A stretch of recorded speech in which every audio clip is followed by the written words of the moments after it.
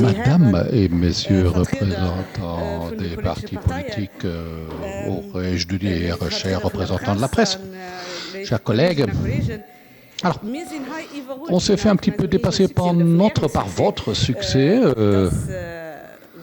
C'est la campagne électorale, on s'en rend compte, la salle est bondée et au fond, on a beaucoup plus de monde qu'attendu, plus de monde aussi qu'annoncé et enregistré. Donc désolé si c'est un petit peu serré, on a du retard. Mais alors, on ne doit jamais accepter un quelconque retard, sinon par la suite, ça va être énorme comme rapport à la fin. Alors, soyez les bienvenus. Nos excuses, on regarde encore pour ajouter des chaises, on va mettre tout ce qu'on peut encore trouver.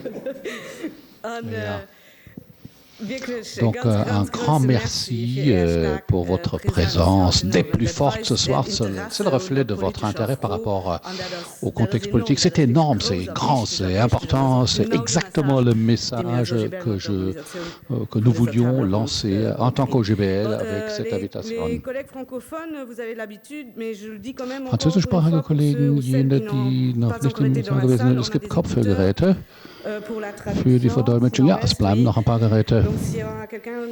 Wer keine Kopfhörer hat, diese aber braucht, ins Deutsche aus dem Französischen oder aus dem Luxemburgischen ins Französische, bitte es bedienen. Merci beaucoup pour avoir répondu à notre appel. Il y a beaucoup de choses qui se passent. Tout le monde est bien busy, mais vous êtes là, c'est super. Grand merci aux représentants politiques qui sont parmi nous aujourd'hui. Vous travaillez le plus en ces temps qui sont les nôtres. Vous passez de table ronde à table ronde. Et nous apprécions votre présence ici aussi auprès d'un syndicat. Ce n'est pas toujours un terrain facile pour tout le monde, mais d'un autre côté, c'est un terrain politisé et donc très intéressant pour un échange. Mais donc, chapeau d'avoir répondu à l'appel, d'avoir osé venir en quelque sorte. Merci et applaudissements.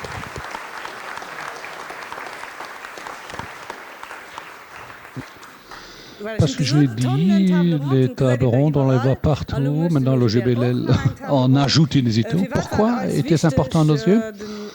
En tant que fédération syndicale indépendante, parce que nous sommes indépendants de tous les partis politiques. Nous en sommes fiers. Nous maintenons ce principe aujourd'hui et à l'avenir. Et quand on dit indépendant au niveau des partis politiques, ça ne veut pas dire politiquement neutre ou abstinent. Non, nous avons bel et bien un avis et nous l'énonçons. Et au contraire, nous avons des avis, nous avons des positions, nous avons des demandes, des exigences, des souhaits. Ça vient de toutes parts chez nous et nous l'exprimons aussi là où il le faut. Et on dit à nos membres, je l'ai déjà répété à moult reprises ici à l'extérieur, mais vous le savez, on ne dit pas à nos membres qui doivent avoir leur faveur, pour qui voter, mais on leur donne des petits coups de main pour répertorier les contenus et pour permettre un vote basé sur les contenus. Il y a les cycles habituels d'élection et il y a le droit fondamental, le droit démocratique d'élire qui va marquer l'orientation politique de notre pays dans les 5 années à venir. Quelle est la société que nous souhaitons? Que voulons-nous fondamentalement comme condition politique pour nous et nos familles?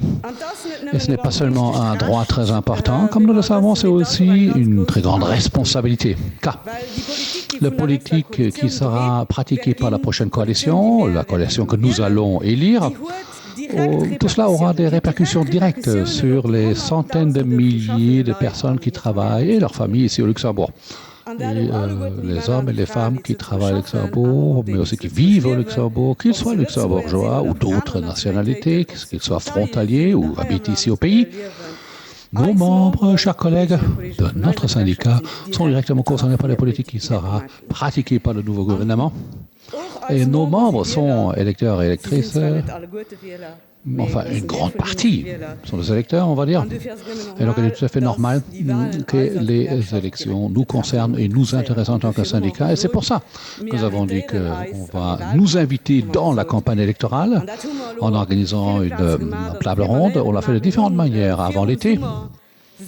Nous avons nous-mêmes rédigé un catalogue de demandes, un programme électoral, si vous voulez. C'est notre orientation, nos souhaits. Et cette fois-ci, on a dit le plagiat est vraiment souhaité. Et le catalogue de demandes a été communiqué au grand public. Nous avons organisé une conférence de presse et un dossier a été mis dans notre magazine actuel avec toutes les exigences représentées. Alors, on a distribué dans le grand style, tout le monde l'a vu. Et après, lentement mais sûrement, les vrais programmes électoraux sont arrivés, on les a lus, analysés. Maintenant, le deuxième dossier de notre actuel, on va faire la comparaison entre ce que nous souhaitons et ce que les partis politiques prévoient. Et ce dossier va être publié dans les jours à venir.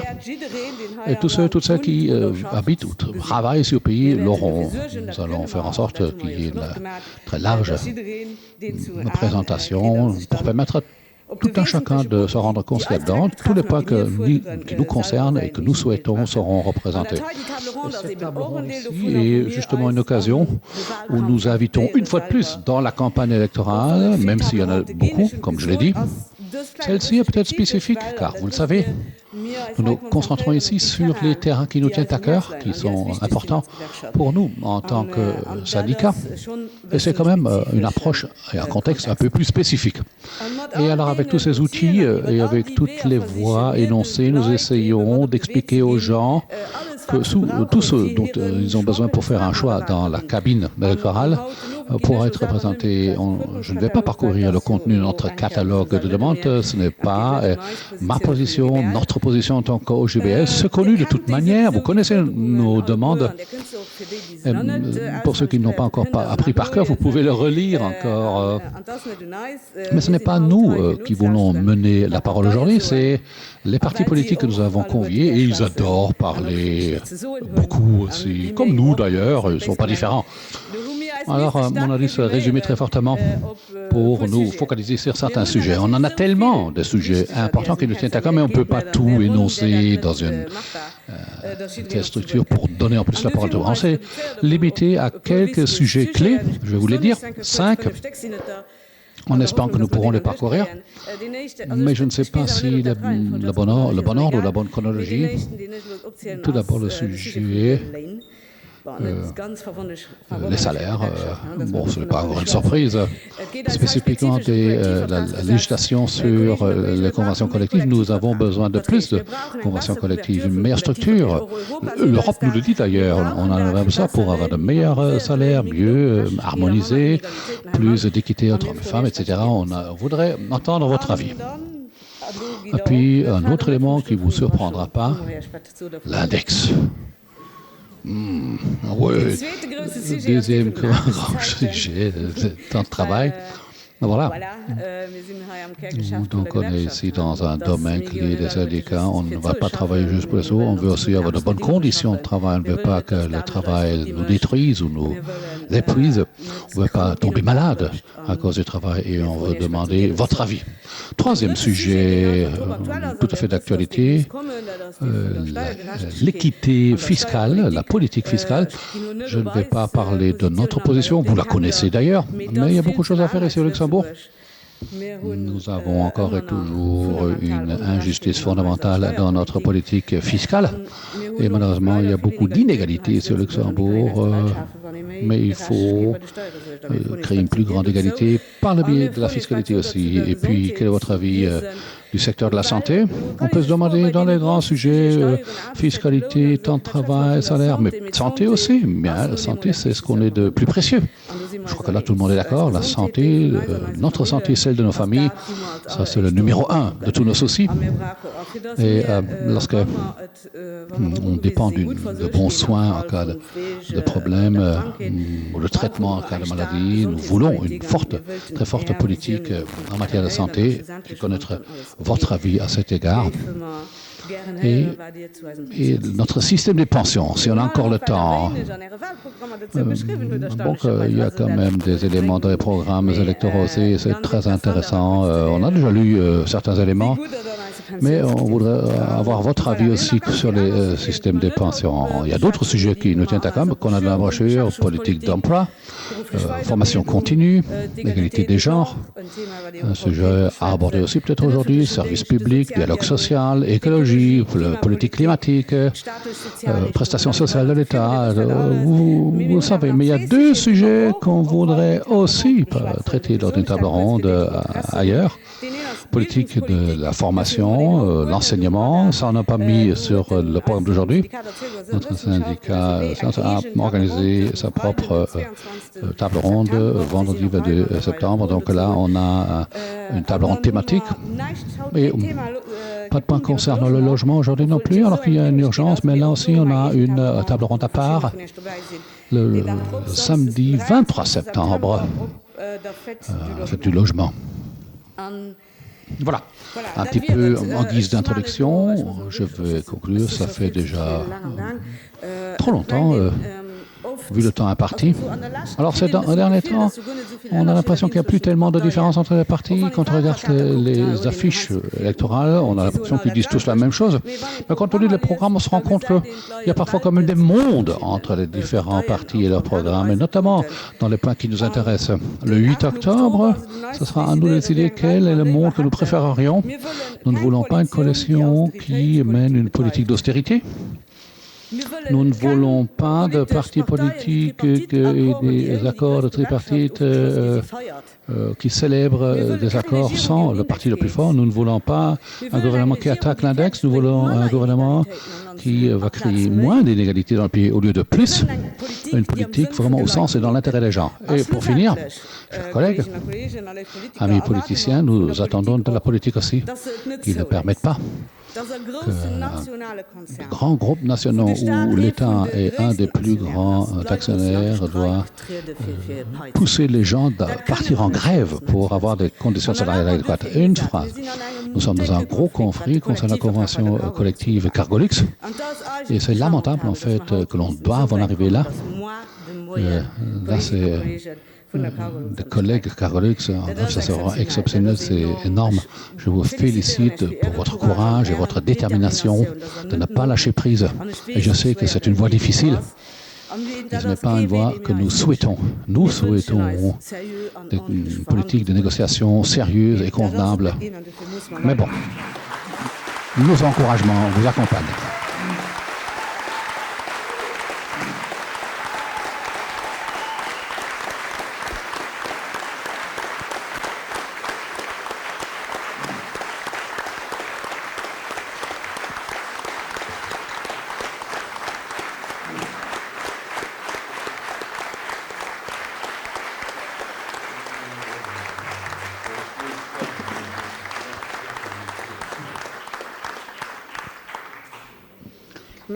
Merci, chers amis. Je vois que la solidarité est grande.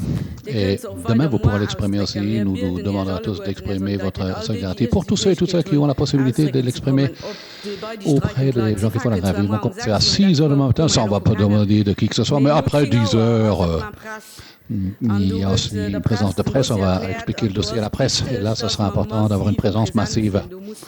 Les collègues doivent connaître notre soutien avec tout ce que nous pouvons apporter. Et tous ceux qui ont l'occasion, rendez-vous à 10 heures au Cargolux Headquarter. Et puis je vais conclure. C'est de nouveau trop longtemps. Mais bon, on va quand même enfin démarrer. Nous sommes méga intéressés par rapport à tout ce que vous avez à dire. Et on va voir aussi si tout le monde aura la parole. Et si on pourra traiter tous les sujets annoncés. On a deux modérateurs pour ce soir. David Engel et Elisabeth Scott et David Engel. À proprement parler, bon, ce n'est pas facile comme tâche non plus pour ce soir, je ne vous l'envie pas, mais on peut démarrer. Et après, ne vous en courez pas, il y aura un petit bout à manger, il y aura à boire et à discuter aussi, parce que je ne sais pas si nous pourrons faire des tours complets concernant tous les sujets. Donc, en tout cas, merci à tous et à toutes.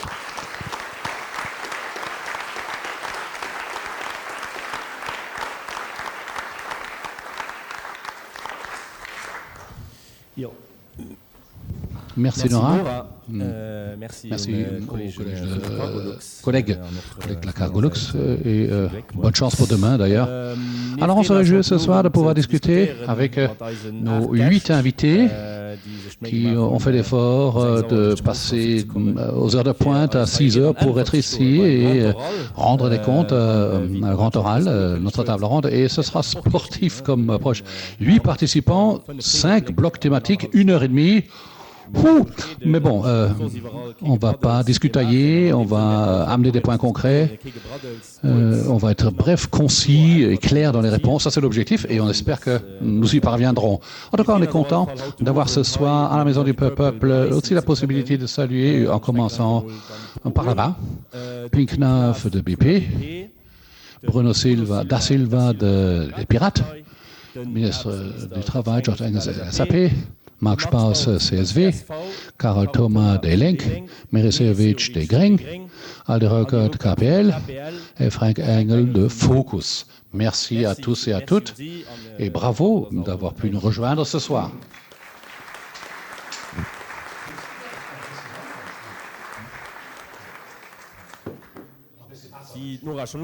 Comme Nora l'a dit, on a 5 blocs thématiques. Isabelle, on va faire le point pour la structure envisagée pour ce soir, pour être clair et transparent pour tout le monde. L'objectif est de permettre à tout un chacun, bon, genre, je vais savoir pour qui je vais voter et qui je ne vais pas élire.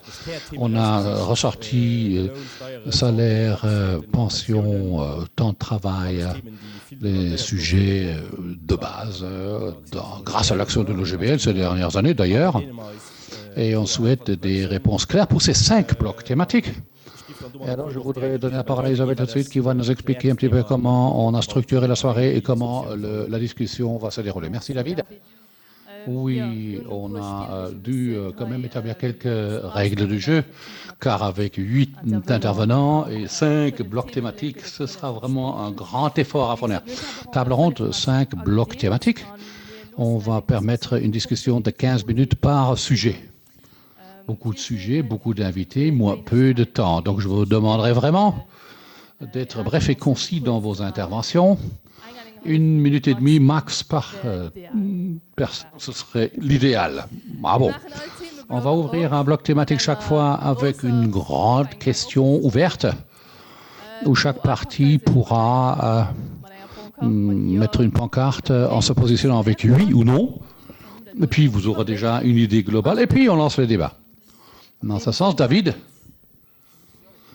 je te demanderai alors de donner le départ, Monsieur Engel.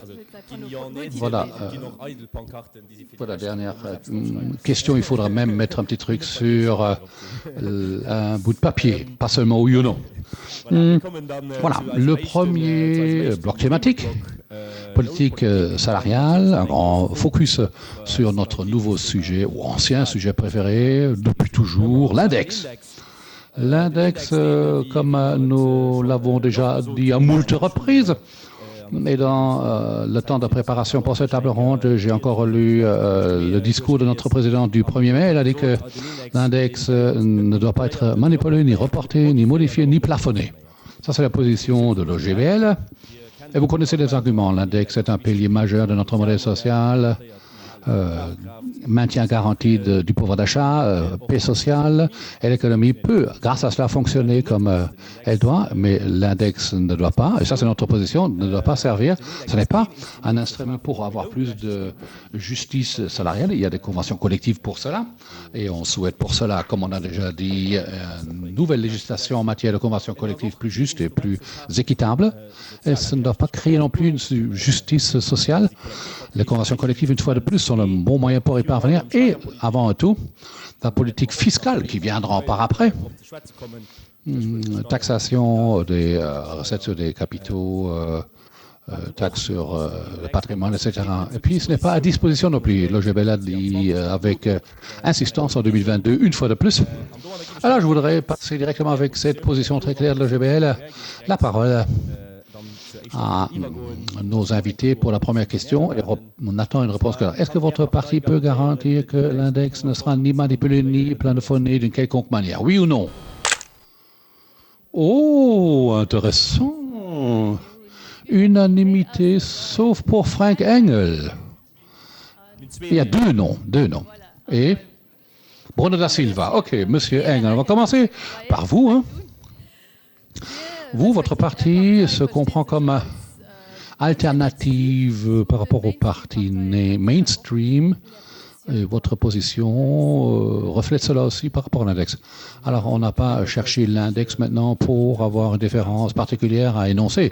Non, on dit juste, et je vais reprendre exactement les mots que David vient d'utiliser, l'index n'est pas un instrument pour plus de justice salariale, n'est un instrument pour plus de justice de quelque type que ce soit, et l'index ne peut pas être un instrument pour créer plus d'injustice et d'inégalité. Mais c'est ce qu'il fait. 250 000 salaires annuels, il n'y a pas de perte de pouvoir d'achat. Et si cette personne le croit, on peut peut-être négocier. Et moi, je dis non, les gens à la base auraient plus chez nous. Une exigence que je n'ai pas encore entendue, le JOBL, c'est intéressant. On avait quelque chose à l'époque, on commence par 3%. Quand on est sûr que ceux qui sont en bas des barèmes salariaux, il y en a une partie en tout cas, il y aura plus de 2,5% net pour les personnes qui en ont vraiment besoin. Et ça, on le voudrait.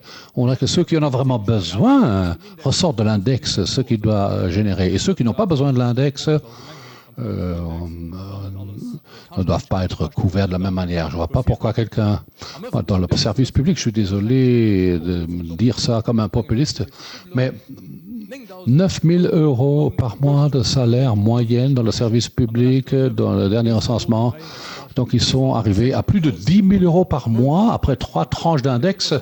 Je suis désolé, le service public coûte 7 milliards d'euros à l'État chaque année, plus 1 milliard de cotisations de pension. Ça fait 8 milliards de 27 milliards de dépenses. C'est un tiers du budget d'État. Où est-ce qu'on va les sortir? Et je demande comment, à l'avenir, nous pourrons encore financer une justice sociale. Et c'est pour ça que nous maintenons cette position.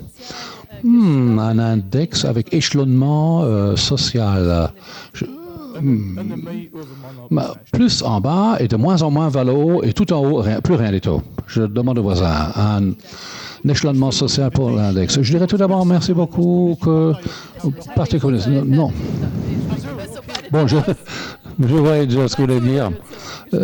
Échelonnement pour de l'index. Mais tout d'abord, je voudrais dire merci que le Parti communiste a été invité à cette table ronde. Parce que à la plupart des tables rondes, nous ne sommes pas invités, justement. Ça dit quelque chose aussi sur l'idée démocratique. Nous sommes contre un index échelonné socialement. Nous défendons l'index tel qu'il existe aujourd'hui. En 2022, le Parti communiste a soutenu l'OGBL lorsqu'on est allé dans les rues pour défendre l'index. Et aujourd'hui, nous le ferions encore, si besoin y était. Nous étions avis que l'index était vraiment une valeur de grève pour éviter toute manipulation de l'index. Toutes ces manipulations constituent une injustice. C'est comme David l'a dit, l'index est là pour maintenir le pouvoir d'achat des petits gens, des classes moyennes et même des plus grands. Lorsqu'on manipule l'index, il y en a toujours qui vont perdre quelque chose et ça, c'est pas bien. Je crois que c'est déjà une injustice d'avoir une manipulation comme avant. Lorsqu'une tranche est tombée, eh bien, c'était payé le mois même, ce n'est plus le cas. Donc, le paiement se fait déjà un mois plus tard. Donc, les 1,5 d'acompte d'index, cette tranche-là, pré-tranche a été abolie. Nous la demandons en tant que parti. Parce qu'entre les deux tranches d'index, on perd déjà pendant ces mois-là où il n'y a pas de tranche d'index qui tombe. On perd déjà de l'argent. Donc, c'est très important, dans tous les cas, de maintenir l'index dans son intégralité.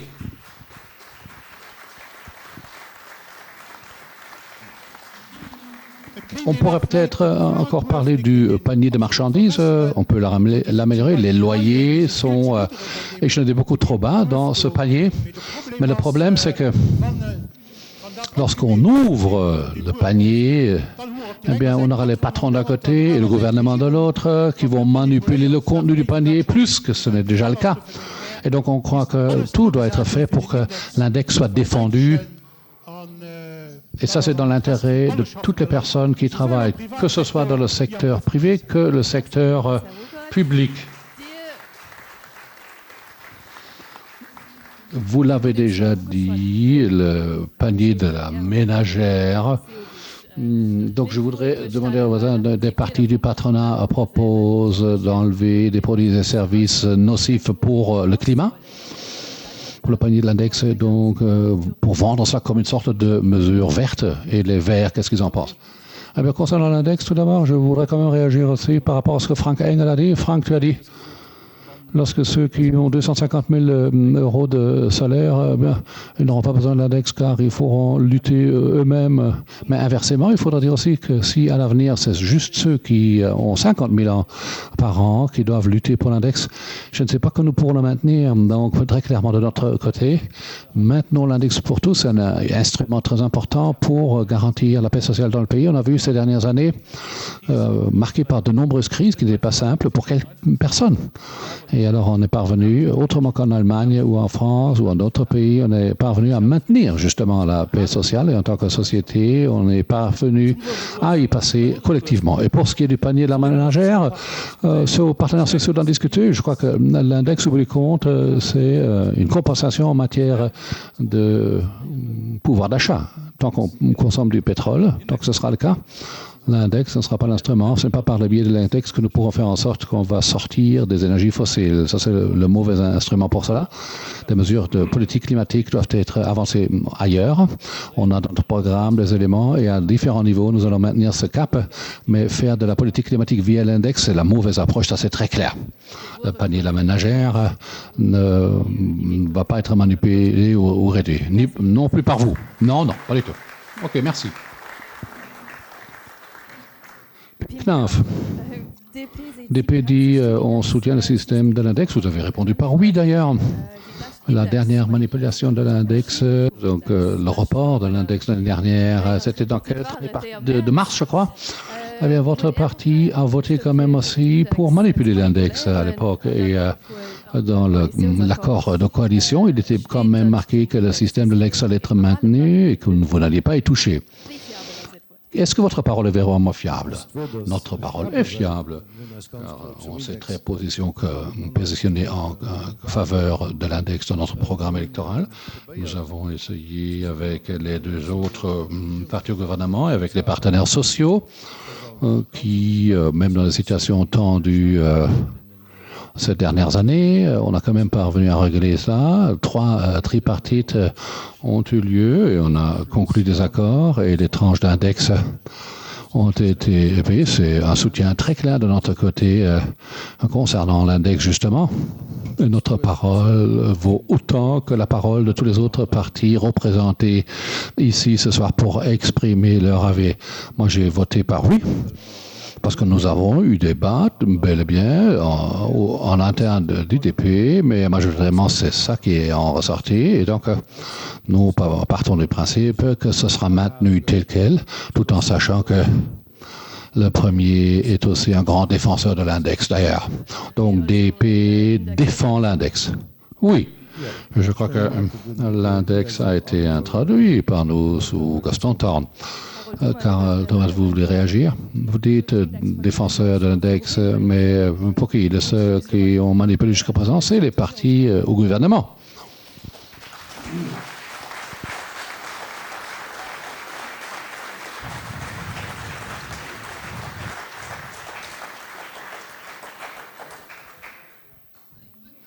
Il y a encore une demande de la parole concernant l'index.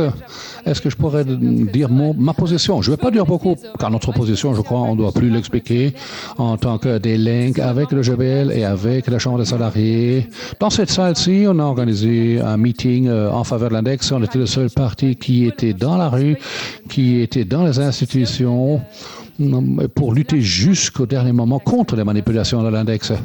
Et des énoncés tels que, oui, l'index n'est pas équitable socialement, ça va juste dans le sens que les personnes qui travaillent vont séparer les autres, et alors qui profiterait encore d'un index plafonné? Les grands patrons, les grandes entreprises qui payent des salaires très élevés devraient alors payer moins, donc ce n'est pas du tout la bonne voie.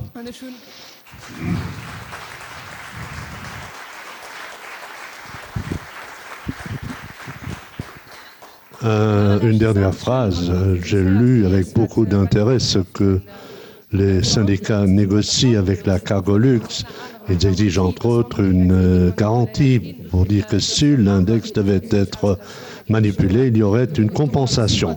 Et là, nous voyons que les syndicats ne peuvent plus faire confiance aux grands partis.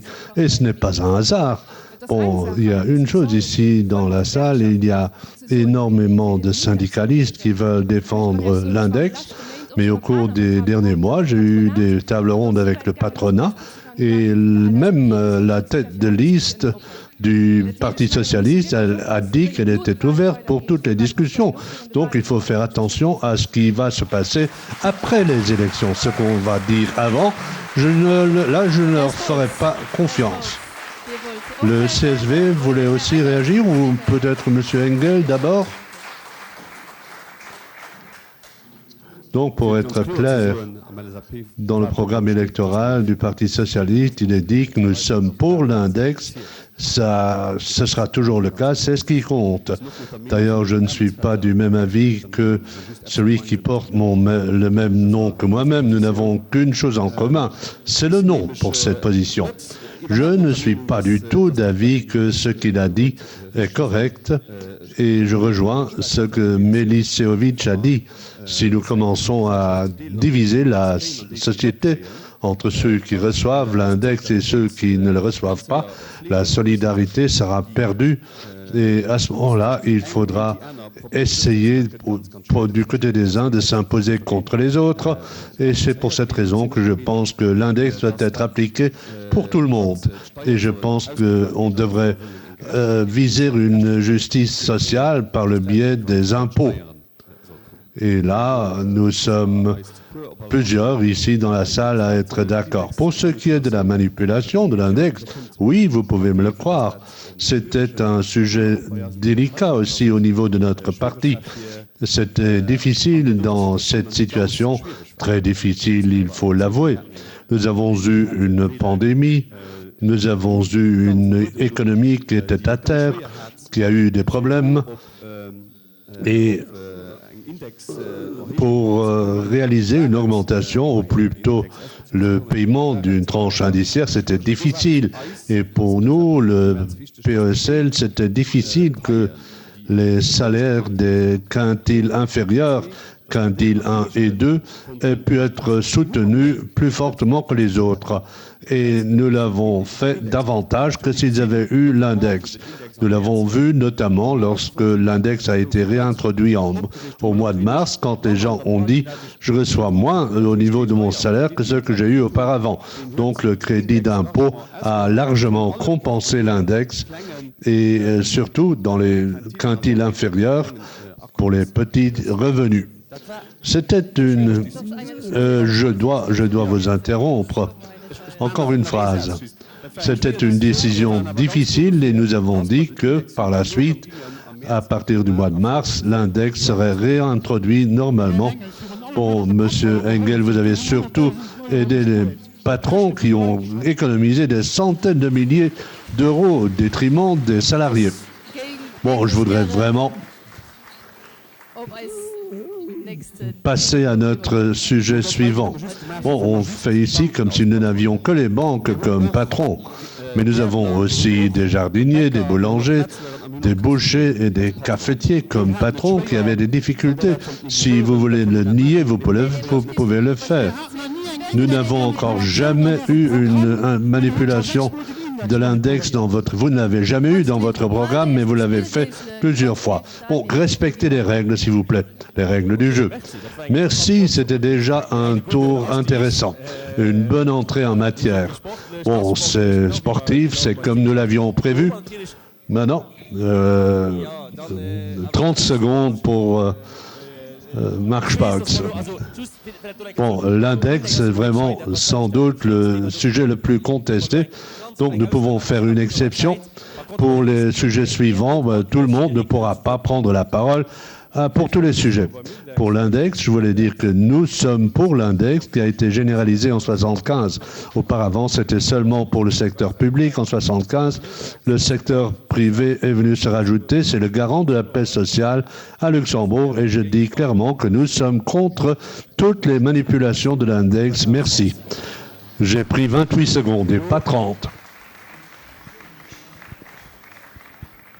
Bon, si on ouvre la boîte de Pandore, Bruno da Silva. Bon, moi, je voulais dire que le parti des pirates n'est pas contre l'index. Celui qui reçoit le salaire social minimum reçoit 75 €. Celui qui gagne 10 000 reçoit 250 €. Et si on pouvait plafonner à partir de 11 000 € et aller jusqu'à 50 000 € pour ne plus payer l'index, je pense que ce serait bon. Merci encore pour cette contribution. Donc maintenant, nous savons qui est pour et contre l'index. Notre position a déjà été précisée.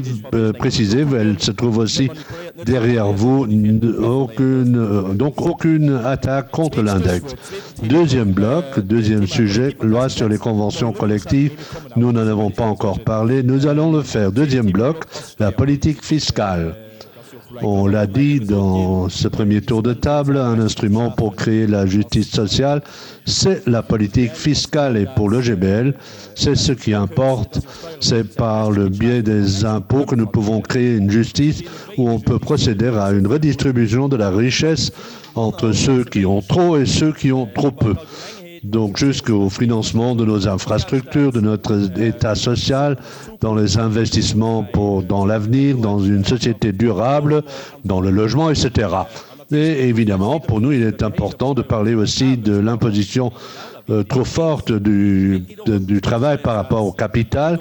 Et donc, il importe d'imposer plus fortement les salaires élevés pour réduire la bosse des classes moyennes, mais en aucun cas, le GBL ne veut continuer à réduire l'impôt des sociétés pour renoncer à des recettes cruciales. Et là, nous déplorons l'absence de déclarations concrètes de la part des partis. Nous parlons de l'adaptation du barème fiscal pour combattre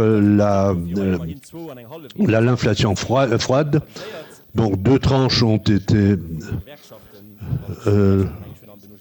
reportées, mais la question des 2 autres tranches et demie, et puis la question se pose comment nous pouvons à l'avenir éviter la progression froide. Et voilà donc l'approche de la question suivante. Votre parti est-il pour une réindexation permanente du barème fiscal? Là, nous avons unanimité, à l'exception de Merit Zelovic et Georges Engel, qui disent non, votre parti n'est pas pour cela. Bon, je voudrais enchaîner avec Marc Spautz, qui n'avait que 28 secondes la dernière fois. Donc nous commençons avec lui. Le CSV dit, et nous l'entendons souvent, moins d'impôts pour tout le monde. Mais je voudrais quand même revenir à 2012. Et vous savez, ce qui va venir, c'est votre parti qui a supprimé l'indexation automatique du barème fiscal, et alors tout le monde a dû payer plus d'impôts. Et la contradiction avec ce que vous dites maintenant est importante. Et donc la question pour le CSV aujourd'hui, bon, en 2023, est-ce que pour chaque tranche indiciaire, le barème sera adapté automatiquement ou non? Donc tout d'abord, nous voulons récupérer tout ce que vous avez déjà dit pour que l'on ait une épuration totale pour l'index. C'est ce que le CSV a dit lors du débat public où tous les partis se sont exprimés sur la situation, où nous avons dit que nous voulions les adaptations, de même que nous voulons une augmentation de 11 500 à 15 000 euros pour les impôts, pour l'entrée du paiement des impôts, et nous voulons qu'il y ait donc une structuration. En même temps, nous voulons une adaptation du barème 1A. Nous sommes d'avis qu'on ne peut pas le supprimer du jour au lendemain, mais les périodes d'adaptation devraient être augmentées à 6 ans, et par la suite, on devrait aussi essayer d'avoir une plus forte progression dans la catégorie 1A. En plus, nous sommes d'avis qu'un taux supérieur doit venir au-dessus de 500 000 euros, qui dépasse ce qui est le cas aujourd'hui, parce que nous sommes d'avis qu'on devrait avoir plus de recettes. Cela figure ainsi dans notre programme électoral. Merit Zelovic, tous les partis sont soit pour une adaptation fiscale ou non automatique, mais pour les verts, nous ne trouvons pas cette déclaration. Est-ce que ce sujet n'est pas important pour vous? Non, c'est un sujet important, mais c'est ce que j'ai dit pour l'index. Ce n'est pas un instrument pour créer la justice, mais ce n'est pas vrai pour le barème fiscal. Nous avons dit déchargeons les petits salaires jusqu'au triple du salaire social minimum. La progressivité doit être adaptée pour qu'on commence plus tard à payer plus d'impôts dans les salaires élevés, intégrer aussi une imposition de la fortune. C'est perfide en quelque sorte. L'argent qu'on gagne parce qu'on achète ou qu'on vend des actions, là, le bénéfice est moins imposé que sur l'argent que l'on gagne pour son travail. Nous voulons changer cela. Par exemple, pour l'imposition du capital, nous voulons une adaptation à l'imposition des salaires avec des exceptions. Si on a, il y a les exceptions si on garde des actions pendant plus de 6 mois. Alors, on est totalement libéré, exonéré d'impôts. Ce sont des injustices flagrantes entre le capital et les salariés. Nous voulons supprimer cela. Ce sont des priorités, mais il faut être honnête et cela me manque du côté du CSV. Des allègements fiscaux un peu partout. Ils promettent le bleu du ciel, mais nous avons besoin d'investissements publics. Nous avons une crise climatique, donc nous avons besoin d'investissements publics. Et pour cette raison, nous ne pourrons pas baisser les impôts pour tout le monde. Nous voulons le faire pour les familles avec des enfants, pour les petits et moyens revenus. Et ceux qui ont les épaules un peu plus larges devraient payer plus. Ça, ce sont les priorités et non pas une adaptation automatique qui ne pourrait pas créer une plus grande justice fiscale. Merci, M. Zehovic. Carole Thomas. Une autre problématique, M. Zehovic l'a déjà dit. Il y en a beaucoup au niveau de l'imposition, là nous sommes d'accord, mais c'est l'imposition plus forte du salaire par rapport au capital.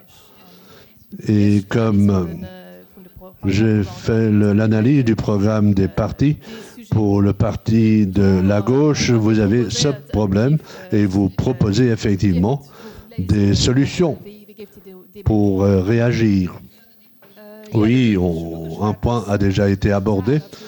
Les revenus sur le capital, là nous avons une exonération de 50%. Nous voulons la supprimer. Ce n'est pas normal que si je gagne 100 000 euros pour mon travail, qu'il y ait une autre imposition que sur 100 000 euros de capital. C'est une injustice que nous voulons supprimer. Nous sommes les seuls qui ne disent pas seulement ou qui s'opposent effectivement à ce que l'imposition des entreprises soit limitée. C'est une spirale dans laquelle nous sommes de toute façon. Nous nous opposons à ce que l'on continue dans cette spirale internationale et nous disons que l'imposition sur les revenus des entreprises devrait repasser à 20%. Et il faut faire attention au niveau des exonérations pour qu'il n'y ait pas plus de lacunes pour permettre aux entreprises de ne pas payer d'impôts. Il y a 30 ou 40 ans, les entreprises ont payé les 2/3 des revenus et les ménages 1/3. Entre-temps, la situation a totalement changé. C'est une injustice qu'il faut changer.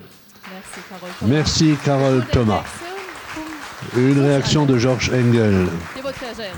Oui, j'essaierai d'être bref. Nous ne sommes pas pour une adaptation automatique, donc nous ne sommes pas contre une adaptation, mais nous voulons avoir une adaptation qui nous laisse la possibilité d'intervenir là où les gens gagnent le moins.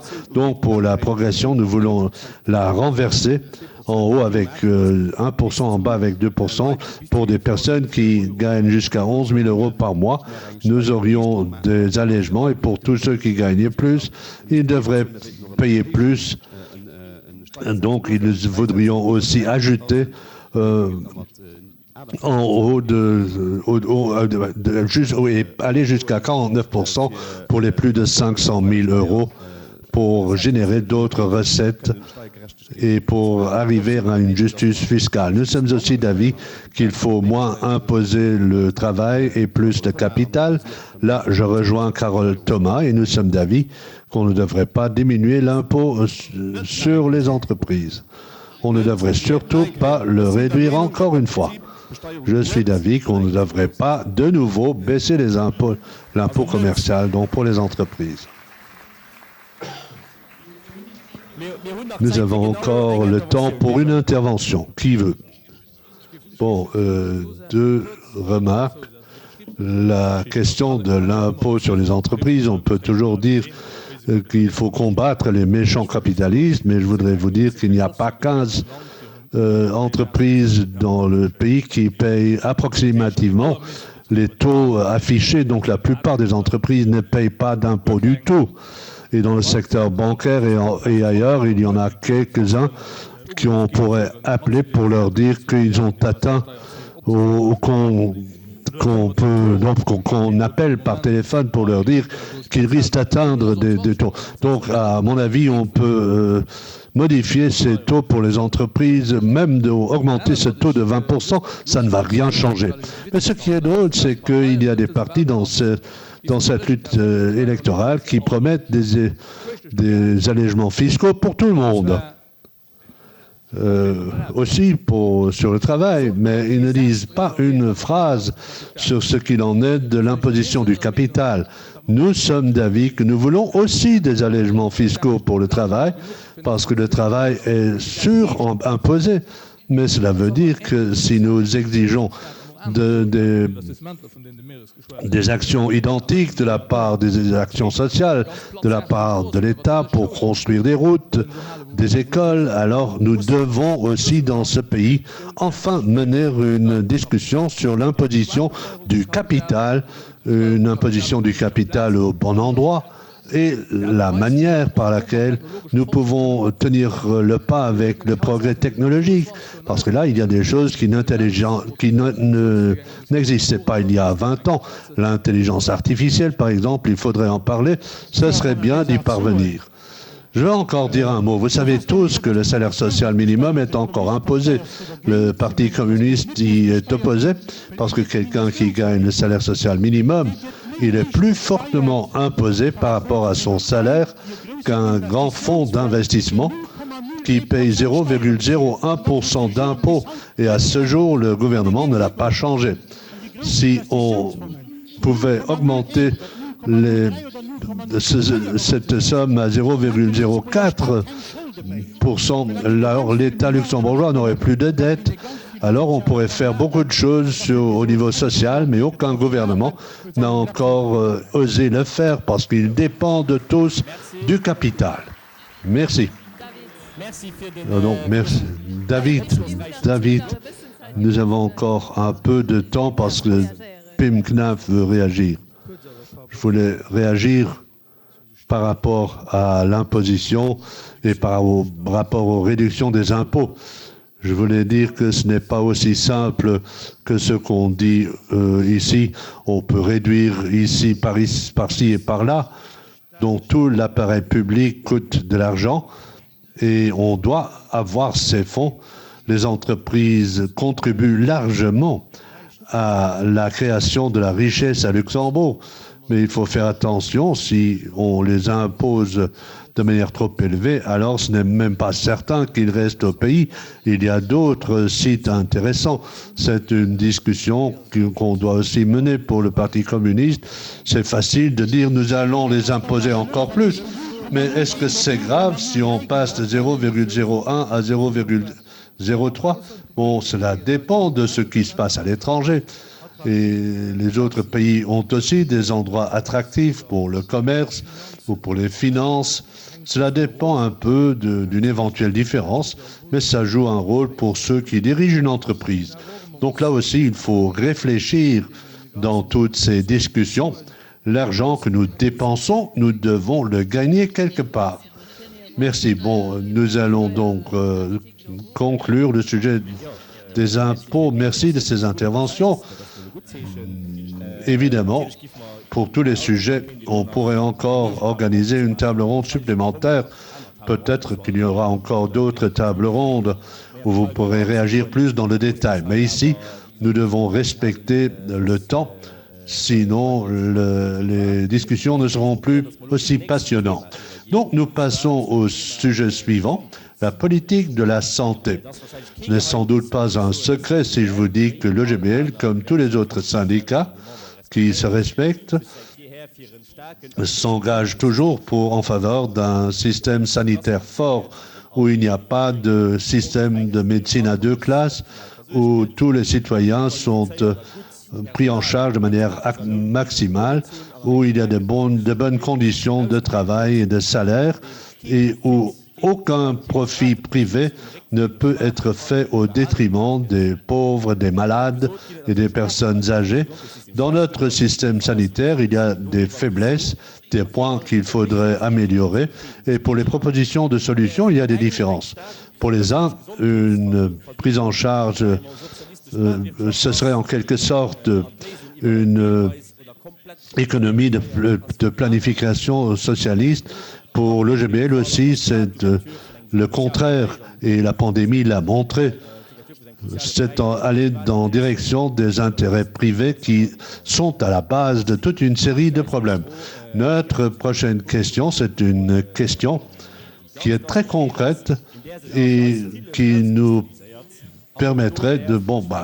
je vous invite de ne répondre que par oui ou par non. Est-ce que vous êtes favorable à ce que les cabinets privés puissent exploiter des IRM? Très bien, là, la situation est plus divisée. Marc Spautz, vous dites oui. Est-ce que une prise en charge ou une politique de santé privatisée serait une politique de privatisation socialiste? Non. Nous sommes d'avis qu'il faut avoir des possibilités pour que des IRM soient implantés en dehors des hôpitaux, mais en même temps, les conditions de travail doivent être appliquées de la même manière que dans le secteur hospitalier. Et en même temps, ces endroits doivent aussi respecter les conventions ou même signer des conventions avec les différents hôpitaux. Et nous sommes d'avis que parallèlement, il faut que si on a besoin de toute urgence d'un IRM, qu'on doit pouvoir aller à l'étranger si on est servi plus rapidement qu'à Luxembourg. C'est une question que nous devons nous poser non seulement pour l'IRM et la santé. Le problème de la pandémie nous l'a montré. Sans nos collègues étrangers, notre système se serait écroulé. Donc nous devons inviter ou inciter davantage de gens à travailler dans le secteur et nous avons besoin de plus d'appareils. Et pour l'IRM, nous disons qu'il faut avoir la possibilité de le faire, mais de manière conventionnée, de manière à ce que les salariés aient la même convention collective que le secteur. Mais il faut dire que votre parti a vraiment parlé de la politique de planification, de l'économie de planification socialiste. Vous avez votre collègue Georges Engel à votre côté. Là, je dois vous dire, je sais qu'il a dit. Mais si vous montrez cela dans un programme électoral officiel, alors j'aimerais y revenir. Je sais que Marc Spautz n'aime pas entendre cette phrase. L'économie de planification socialiste, ce n'est certainement pas le cas, même si le CSV le dit. Mais je suis pour un bon système sanitaire public, d'ailleurs qui a porté le nombre des IRM de 7 à 13. Et il faut que l'on s'assure que ces IRM fonctionnent en combinaison avec un grand hôpital et que les gens qui exploitent un tel IRM participent aussi aux gardes. C'est facile de prendre les cerises du gâteau, de gagner beaucoup d'argent, mais si on veut soutenir une politique publique de la santé publique pour soigner tous les gens, là, on se retire. Là, nous ne voulons pas participer. Ce n'est pas notre avis. Là, nous ne voulons pas suivre. Et pour cette raison, la réponse est claire. Nous voulons qu'ils soient tous liés à un hôpital pour qu'on ne retire pas l'argent du système sans rendre quelque chose. Et je vous dis que nous aurons besoin de beaucoup d'argent dans un proche avenir pour notre politique sanitaire. Donc, en supplément par rapport à ce que j'ai dit dans le sujet précédent, nous sommes pour un impôt sur la fortune et non pas sur un impôt sur l'héritage, mais nous pourrons en rediscuter plus tard. Nous sommes pour un impôt sur la fortune. Bruno da Silva, les pirates, veulent que les professions de la santé soient plus attractives avec une amélioration des conditions de travail. Mais vous restez vague dans votre programme. De manière concrète, dites-le nous. Bon, le nombre des IRM est passé à 13, mais on voit encore que ce n'est pas suffisant. Donc, il y a 2 sociétés que nous avons. Bon, ces 2 sociétés, bon, nous les avons. Les gens qui ont de l'argent vont de toute façon en Allemagne pour réaliser un IRM beaucoup plus rapidement qu'à Luxembourg. Ceux qui sont ici doivent se patienter. Donc, nous sommes d'avis qu'il nous faut plus de IRM avec les lois qui s'appliquent dans les hôpitaux avec les mêmes prix. Et il ne devrait pas avoir les moindres abus. Et ce sera utile pour tout le monde et aussi pour ceux qui guérissent beaucoup plus rapidement. Bon, c'est aussi une aide pour le secteur. Mais pour revenir à la question, une amélioration concrète des conditions de travail, eh bien, il faut qu'on ait beaucoup plus de contrôle pour voir si les lois sont respectées. Si on offre quelque chose de nouveau, il faut le contrôler et offrir des possibilités de contrôle. Donc, de meilleures conditions de travail avec plus de contrôle. Est-ce que j'ai bien compris? Oui, pour éviter des abus. Georges Engel, est-ce que vous voulez réagir? Bon, je voulais dire à mon collègue pirate qu'aujourd'hui, M. Oberle de la CNS a dit qu'au cours des derniers mois, les gens sont allés moins à l'étranger pour les IRM et que nous avons eu 2 années de pandémie, mais que les bouchons sont sur le point de se dissiper. Bon, avec un dédoublement des IRM, il faut bien espérer que ce sera réalisé. Pim Knaf et puis Carole Thomas, ce que j'ai entendu aujourd'hui, les listes d'attente n'ont pas diminué. Pim Knaf. Bon, je voulais encore dire que le DP est d'avis, le Parti démocratique est d'avis que la médecine centralisée sur les hôpitaux, nous devrions nous en écarter. Nous sommes d'avis que l'hôpital devrait se concentrer sur ses tâches fondamentales, à savoir les urgences, la recherche et les grands cas de maladies compliquées devraient être délocalisés. Et nous pensons que 82% de ce qui est fait dans les hôpitaux pourrait aussi être fait à l'extérieur des hôpitaux. Et pour cette raison, nous sommes d'avis qu'il faut nous écarter de ce système. Mais cela ne veut pas dire que nous sommes pour une commercialisation de la médecine, mais nous pensons que beaucoup de négociations ou beaucoup de soins prodigués à l'hôpital actuellement, et les gens qui travaillent dans le secteur, il y en a beaucoup ici dans la salle qui travaillent dans ce secteur, et je les respecte énormément. Ils savent avec à quel problème nous sommes confrontés, notamment avec un très grand nombre d'attentes au niveau des urgences et d'énormes délais que le patient doit accepter lorsqu'il s'agit de faire un IRM ou une mammographie. Carole Thomas, oui, je voulais expliquer à M. Da Silva comment on améliore les conditions de travail dans le secteur. Je ne suis pas experte, mais cela ne suffit pas de faire des contrôles. Et surtout, si nous en parlons, si des offices privés doivent obtenir ou réaliser des IRM, ce n'est pas précisé sous quelles conditions ces gens travaillent. Un minimum serait qu'ils devraient travailler sous les conditions de la convention collective du secteur hospitalier. Et nous voulons plus de médecins salariés. C'est dans la logique du CHL et les infirmières devraient avoir plus de possibilités pour suivre des formations supplémentaires. Ça, ce serait une amélioration des conditions de travail et non pas d'autres points où on ne sait vraiment pas de quoi on parle. Monsieur. Ruckert, est-ce que vous pouvez donner le micro à votre voisin? Écoutez, je voulais dire deux choses. Si on parle de santé, alors il faut d'abord parler de la situation au travail et ensuite sur la situation du logement. L'Organisation mondiale de la santé a publié une étude qui dit que si la situation est bonne au travail et si on a un bon logement, alors 50%, la qualité de la santé de la population augmente de 50%.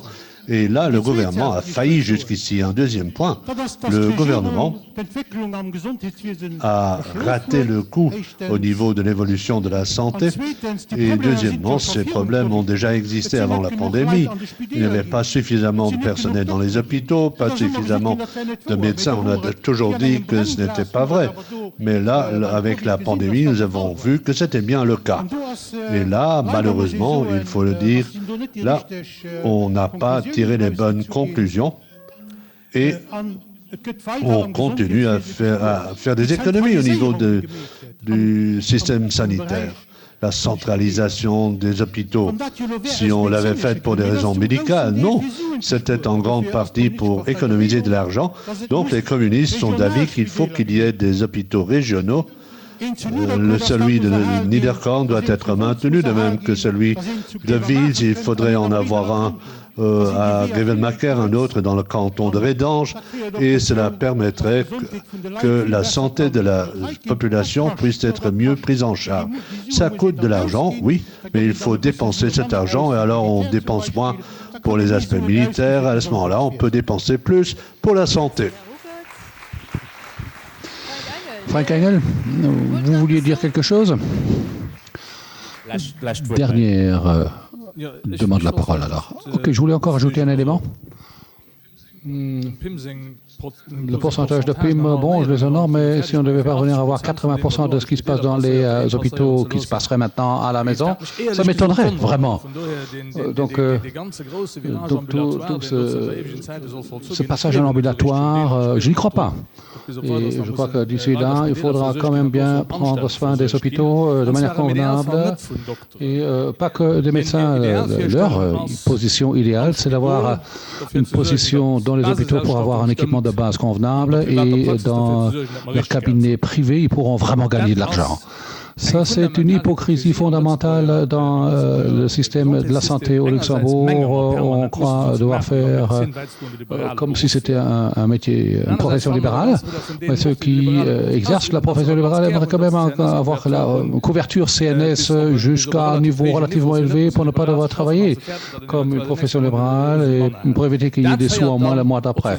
Et ça m'emmène aux discussions IRM. Est-ce que ça peut se faire dans des cabinets privés? Ce n'est pas la question de pouvoir la faire. Je ne veux pas interdire à quelqu'un d'acheter un IRM, c'est en mesure de le faire et de l'utiliser comme il faut, mais j'aimerais que dans les hôpitaux, là où les gens viennent et peuvent encore aller, puisqu'ils ont une assurance maladie et leur assurance le permet, eh bien, tous les examens devront se faire dans un délai convenable. Et ça doit être la priorité, ça me semble évident. Et pas d'avoir surtout une activité pour savoir comment on va assurer la RMD pour avoir des IRM privés et tout ça. Merci Frank Engel. Alors, on a traité le sujet de la santé, je crois. Oui. Ok, merci pour les contributions.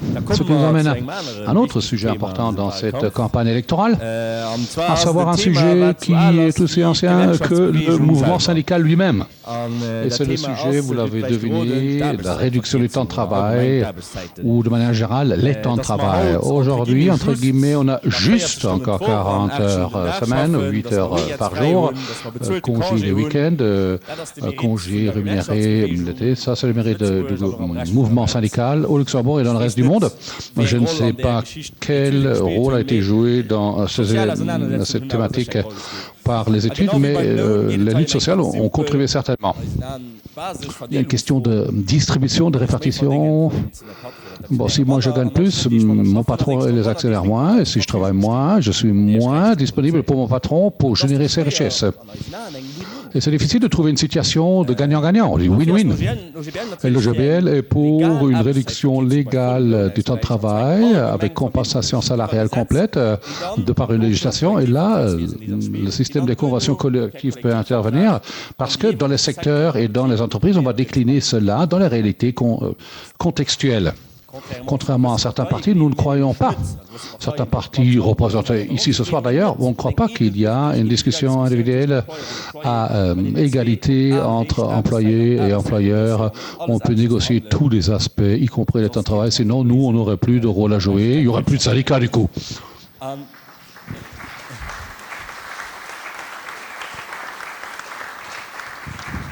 Ce qui nous ramène à notre question suivante, qui est aussi très facile pour la réponse. Êtes-vous pour une réduction du temps de travail généralisée et légale sans perte de salaire? Oui ou non?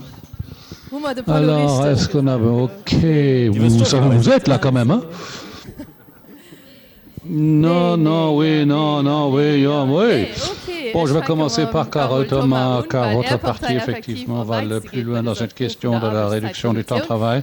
Vous demandez une semaine de 32 heures avec aucune perte de salaire.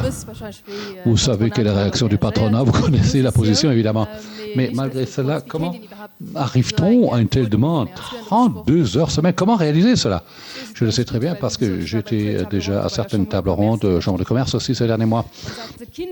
Et bon, il fut un temps où on m'aurait mis sur le bûcher, mais c'est une réalité. La productivité est montée très fortement ces dernières décennies et les marges de bénéfices, des gains de productivité ont généré des possibilités de réduction de temps de travail et David l'a mentionné. Et en ce moment, c'est vraiment l'activité. Pendant la Covid, les gens se sont rendus compte qu'ils ne voulaient plus vivre seulement pour le travail. Et tout ça peut se passer de manière moins sociale. Les Quality of Work Index de la Chambre des salariés demandent justement que chaque année, ce qu'il en est, en 2018, un tiers des personnes disaient qu'ils voulaient travailler moins. Aujourd'hui, c'est la majorité. 56% des travailleurs à temps plein veulent travailler moins. Et on souhaite faire 34 heures. Alors qu'en réalité, on est encore à 41 heures. Et c'est cette différence-là que nous reprenons de 41 à 34 justement, car moins 8. Pour nous aussi, on peut faire des études pendant 20 ans encore, mais en fait c'est juste une question politique. Est-ce que nous voulons faire un pas en plus en ce sens ou non? Et nous voyons cette possibilité. Pour nous c'est un oui très clair, nous voulons faire une loi cadre pour dire le temps hebdomadaire est réduit et déterminé à 32 heures avec un maximum de 40, alors que pour l'instant on est encore à 48, et le tout par étapes d'ici 2030. Et jusqu'à là, d'ici 2030, évidemment, spécifiquement par secteur, il faudra agir car il y a des contraintes complètement différentes, des conditions complètement différentes pour pouvoir l'organiser. Et là, c'est justement une tâche pour les partenaires sociaux, pour leur secteur respectif, voir comment on pourrait déterminer ces étapes, qu'est-ce qu'il faut installer comme garde-fou. Mais c'est à la politique d'agir pour créer un cadre, pour dire nous voulons cette réduction du temps de travail, une semaine de 32 heures. On n'a pas parlé du... On aimerait aussi une 6e semaine de congé en outre. Merci, Carole Thomas. Tim Knaf. Von der DP, ich meine nicht, dass die bei der Linke gekneipt wird. Vous n'avez pas vraiment... Ich zitiere nämlich aus Ihrer Partei. Je citais de votre programme du parti, temps de travail devant l'avenir, être déterminé individuellement entre l'employeur et l'employé, une possibilité donnée sans être réduit inutilement par le manque de flexibilité du temps de la législation. Donc ce sera individuellement. Donc le dialogue social n'est pas vraiment un élément central chez vous. Est-ce que nous, syndicats, on a encore un rôle? Les délégations non plus, d'après vous? Bon, David, tu m'as volé cette question, mais bon, on va plier bagages et on n'a plus rien à faire, ou quoi? Bon, là, vous avez vraiment donné la version très très courte de ce que nous avons indiqué dans notre programme sur plus de 5 pages. Rien que dans cette problématique, nous avons analysé le tout dans le détail. Et votre résumé très très bref ne reflète pas ce que nous avons mis dans notre programme. Bon, ce n'est pas gérable, mais bon, ce n'est pas le point essentiel quand même. Nous sommes en faveur du rôle à remplir par les syndicats, bel et bien, en dialogue avec le patron. C'est vraiment exigé pour avoir une meilleure work-life balance, justement, au profit des salariés. Mais ce que je voudrais quand même réitérer là, c'est que, venir maintenant avec cette discussion d'une réduction de travail généralisée avec un salaire au même niveau dans un pays ou même partout en Europe, alors que nous sortons de différentes crises, l'une à la suite de l'autre. Pendant 2 ans, on était complètement freiné à cause de la pandémie.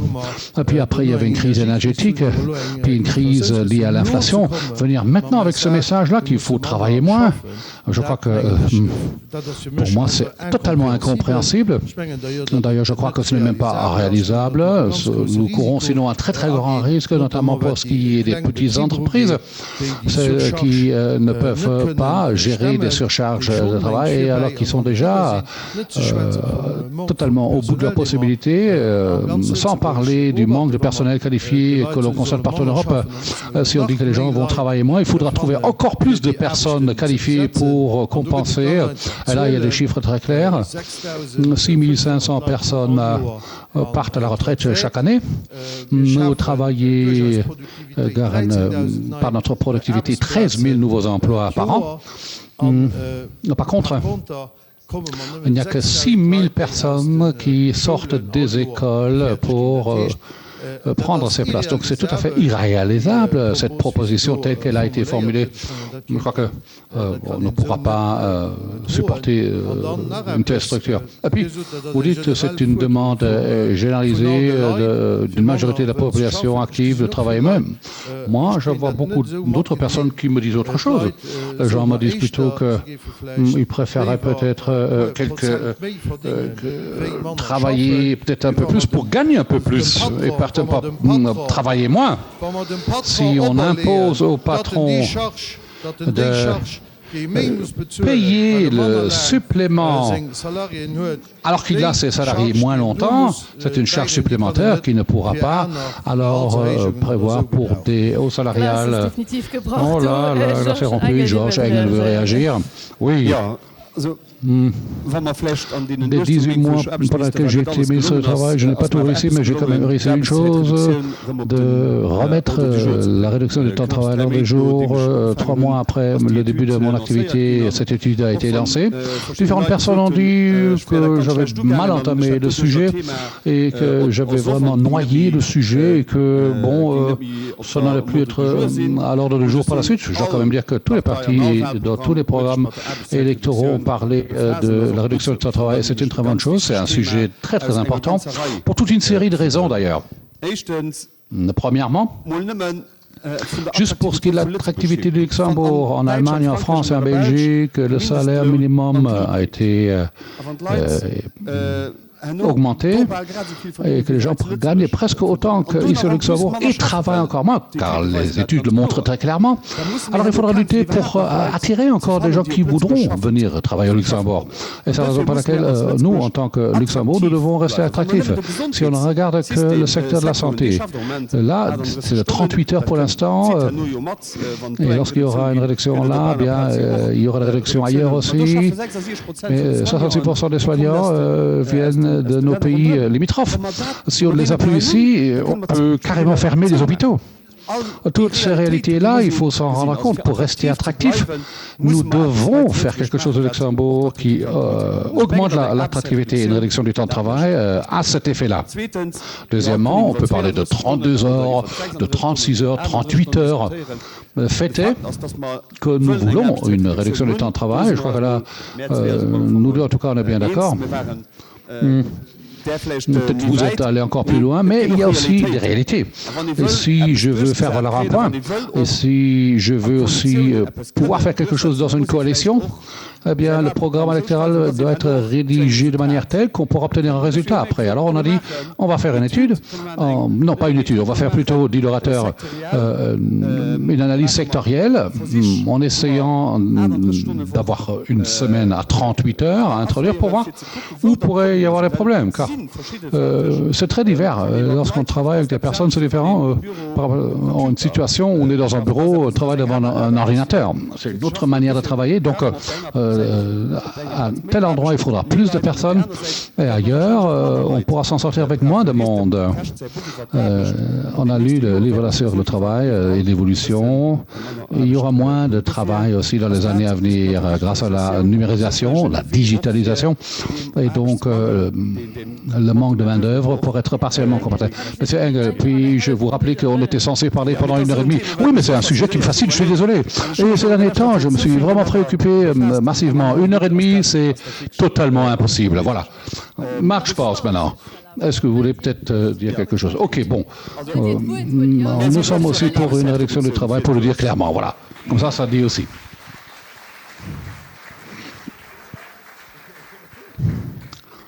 Autre question, est-ce que vous êtes pour une réduction légale du temps de travail, oui ou non? Là, on dit non, pas pour une version légale de la réduction du temps de travail, mais nous sommes pour une réduction contractuelle du temps de travail.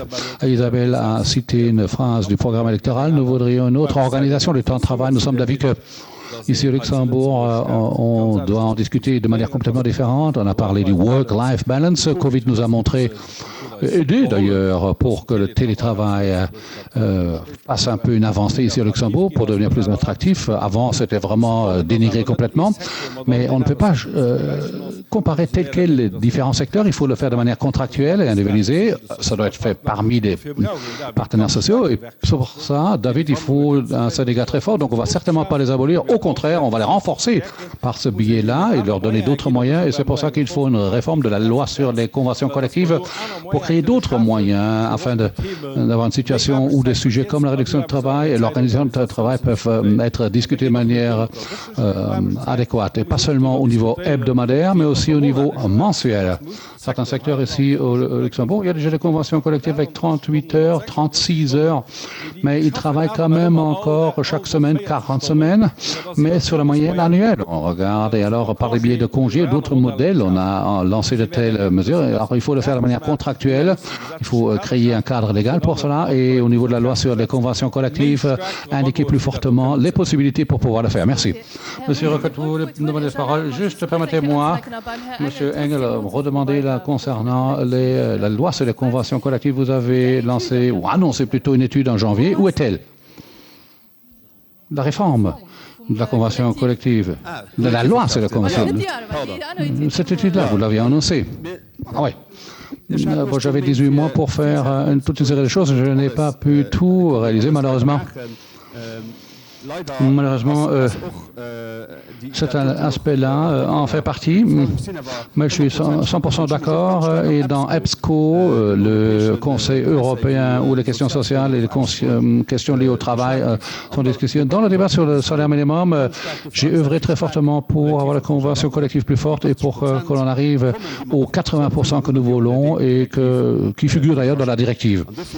Et c'est la raison pour laquelle, certainement, une des clés, c'est une nouvelle loi sur les conventions collectives, avec alors des contraintes et des incitations. Quand on n'a pas une convention collective, eh bien, au niveau des différents marchés, on ne pourra pas participer.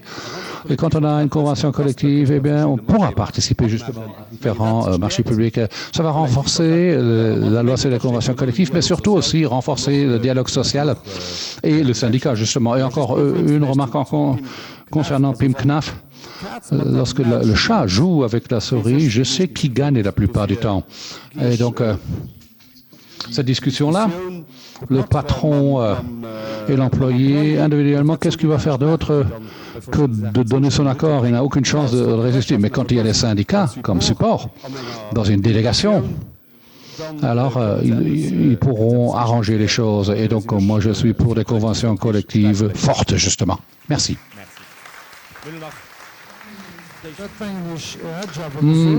Alors, je voulais dire encore, eh bien, pour une convention collective, je suis en faveur et une délégation de personnel doit être renforcée parce que c'est important, justement, pour mener un dialogue concernant les différents éléments. Il y a encore 2 demandes, et puis Mirosevic, et puis le prochain sujet. Quand on dit qu'on ne veut pas régler cela par une législation, mais plutôt au niveau contractuel, il faut quand même regarder la réalité dans les entreprises. La moitié des personnes n'ont pas de convention collective, justement. Et M. Engel n'a pas encore œuvré là pour longtemps, mais il y avait un ministre du Travail socialiste avant lui qui n'a pas fait de réforme non plus de la loi sur les conventions collectives, ni sur la loi des faillites, ni sur d'autres lois. Donc, pas de réforme ont été faites, aucune. Et la dernière grande réforme, concernant les temps de travail, c'était dans les années 70. C'était concernant la semaine de 40 heures. Depuis lors, la productivité a augmenté massivement. Et les patrons ont gardé la plus grande partie du bénéfice grâce à cela. Quand on a travaillé, on avait 2-3 heures, on a travaillé pour son salaire. Les autres heures œuvrées, eh bien, c'était pour le patron, pour ses profits à lui. Puisque quand on travaille plus longtemps, les heures sup, eh bien, le patron va gagner encore plus. Donc, il est absolument indispensable d'avoir une réduction légale du temps de travail. Deuxième chose aussi, la loi sur les conventions collectives. Le Parti communiste dit que chaque entreprise qui emploie plus de 100 personnes doit être obligée par la loi de conclure une convention collective. Alors on arrivera rapidement là où la plupart des gens pourront vraiment profiter d'une convention collective, justement car nous savons tous, dans les entreprises où il n'y a pas de syndicat, les gens s'en sortent moins bien, ils ont des salaires plus bas. Donc les 2 aspects sont importants. Réglementation légale de la réduction et amélioration de la loi sur les conventions collectives. Puis encore une dernière réaction. Mirosevic, bon, je ne vais pas réitérer tous les points. Je veux dire que de manière fondamentale, je suis tout près de Marc, mais je ne pourrais pas le dire de manière aussi élégante que toi, en tant que syndicaliste. Mais je voudrais mentionner un point que je considère comme important. Depuis les années 70, nous avons la semaine de 40 heures. On n'a rien changé à ce niveau-là, mais ce n'est pas vrai de dire qu'on n'a rien changé depuis lors. Congé parental, congé paternité, flexibilisation des heures de travail. Ça, c'est un point qui n'est pas suffisamment traité dans la discussion et il faut dire aussi ce que nous voulons soutenir au niveau de la société. Par le biais des réductions du temps de travail, justement. Donc, on peut partir d'une temps de travail familial, notamment pour les années où les enfants sont petits. Pour soutenir, désolé, il y a un appel sans micro, malheureusement pas entendu, mais les familles avec des enfants, lorsque les enfants sont petits, eh bien, on veut apporter un soutien. Et puis le bénévolat qui crée une plus-value sociétale, il faut le soutenir aussi. Je veux dire que nous avons besoin d'une réduction légale et puis nuancée en disant, ouais, chaque secteur est différent, et puis on arrive à 38 heures par semaine. Je trouve que ce n'est pas vraiment cohérent. C'est pas cohérent. Alors je dis, on va regarder dans les secteurs et puis peut-être 34 heures ici et moins là-bas. Quand il y a un accord entre les partenaires sociaux et une structure très forte des conventions collectives où les syndicats ont les moyens de faire valoir leurs points, mais ce n'est pas toujours la situation du grand chat et de la petite souris où on voit les cartoons de Tom et Jerry. C'est quand même souvent la souris qui gagne. Ah, excellent. C'est le mot de la fin. Oui, mais ça c'est du Mickey Mouse là, du Mickey. Merci, on voit que c'est 2 sujets qui génèrent le plus d'émotions, l'index et maintenant la réduction des temps de travail. Mais il faut dire aussi que, bon, il faut respecter, de plaider contre cela dans une salle pleine de syndicalistes. Respect. Ah, il faut oser. Mais les gens vont quand même vouloir revenir aussi. Hein. Ce qui nous permet de passer au sujet suivant, celui des pensions. Un sujet qui n'est peut-être pas d'une telle importance au Luxembourg. De l'autre côté de la frontière en France, c'est un sujet majeur, la réforme des pensions contre la majorité de la population et sans vote au Parlement, on l'a quand même fait valoir, alors que la nécessité était plus que contestée. L'OGBL a été, que vous le savez, du côté des syndicats français. Et en même temps, un message très clair a été envoyé au patronat luxembourgeois. Toute attaque contre notre système des pensions générerait des réactions similaires, comme cela a été le cas en France. On l'a dit très clairement. Et À la lecture des programmes, il faut dire qu'avec un certain succès, semblerait-il, malgré d'autres demandes du patronat, aucun des partis présentés ici n'a osé demander ou mettre dans le programme électoral des détériorations du système des pensions. Mais le JBL ne demande pas seulement pas de détérioration, mais des améliorations très nettes, rehausser la pension minimum. Et 2012, il y a une réforme qui a détérioré la situation. On n'a pas oublié ça non plus. Pour ce qui est de la dernière question au niveau du contenu, il ne s'agira pas de répondre oui ou non. On va un petit peu hausser la mise aussi. Vous avez des feuilles blanches et des feutres. Alors, le mur des pensions, terme de combat du patronat, ce mur des pensions, quand viendra-t-elle d'après vous?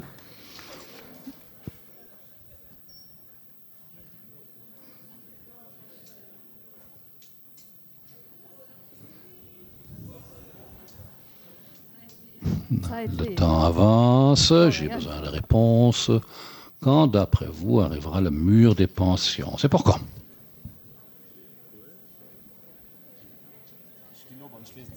Alors, moi, je vais me lever et lire les réponses.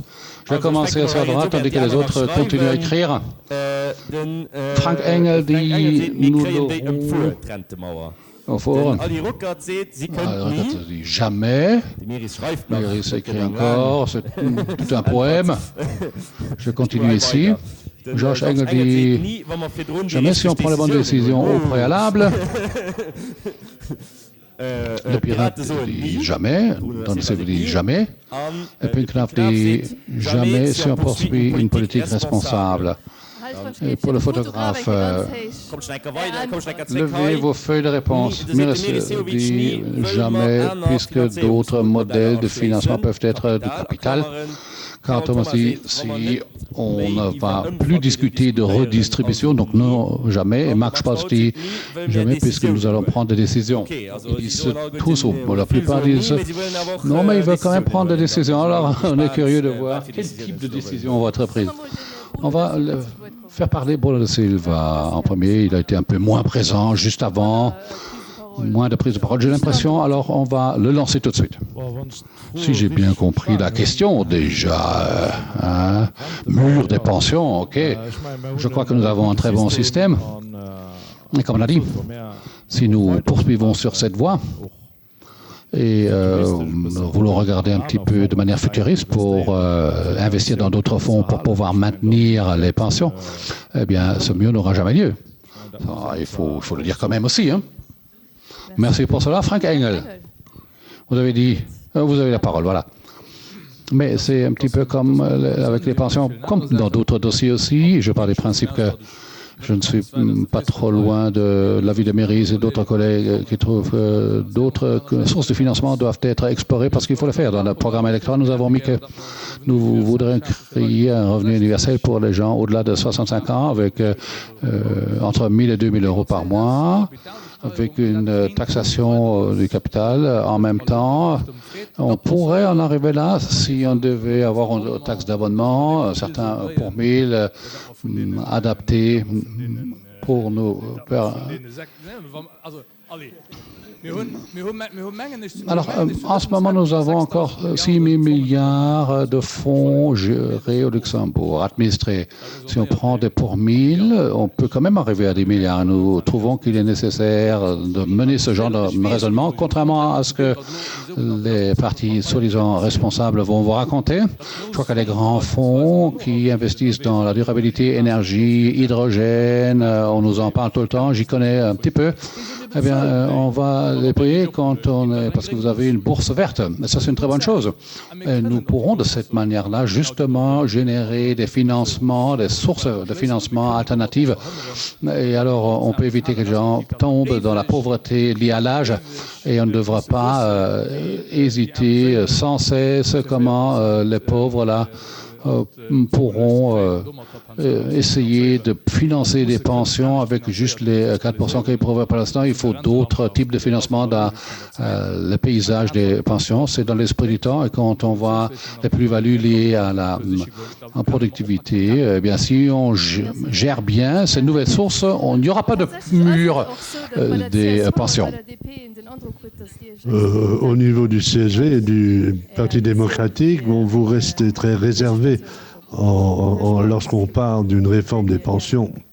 Monsieur Spaatz, eh bien, nous avons dit clairement, et ça figure dans notre programme électoral, et vous le connaissez mieux que moi apparemment, nous dit qu'il faut d'abord faire quelque chose avec les pensions minimales, parce qu'il y a là un lien avec la pauvreté de la vieillesse. Et au niveau des pensions, il faut procéder à des adaptations. En 2012, nous avons convenu qu'on supprime ce que nous avons décidé.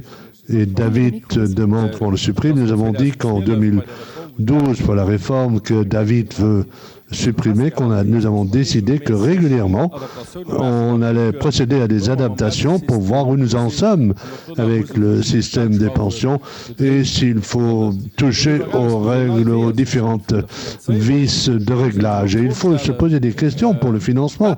Quelles sont les autres possibilités de financement autres que celles qu'on a eues jusqu'ici? Tout d'abord, nous avons un engagement pour toutes les personnes qu'on doit respecter ces engagements. Nous savons qu'actuellement, avec 3 fois 8, nous avons toujours, tous les ans, une réserve de 2,2% des recettes. Ça, nous le savons. Et si on ne faisait rien du tout, s'il n'y avait aucune croissance économique, nous serions capables de payer les pensions pendant 3 ans et demi, près de 4 ans, sans aucune cotisation. Une telle réserve n'existe dans aucun pays dans le monde.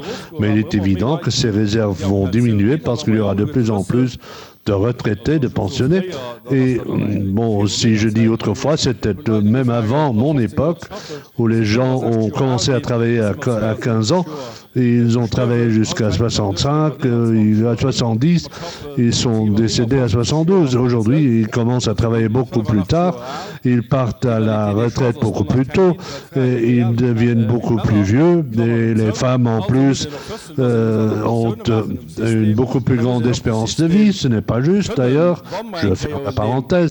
Et si jamais nous devions arriver dans cette situation où il n'y a plus de recettes, alors nous devrons chercher des moyens et en même temps aussi rendre les 2e et 3e piliers attractifs pour qu'il y ait de la possibilité d'avoir une pension d'entreprise et aussi avoir des possibilités d'assurance privée. Et c'est ce qui figure dans notre programme. Merci de cette réponse, Pim Knaf. Vous avez un peu copié dans votre programme, alors je vous pose la question. Est-ce que vous pouvez garantir qu'avec le Parti démocratique au prochain gouvernement, qu'il n'y ait pas de détérioration au niveau des prestations? C'est une très grande doléance de mon parti.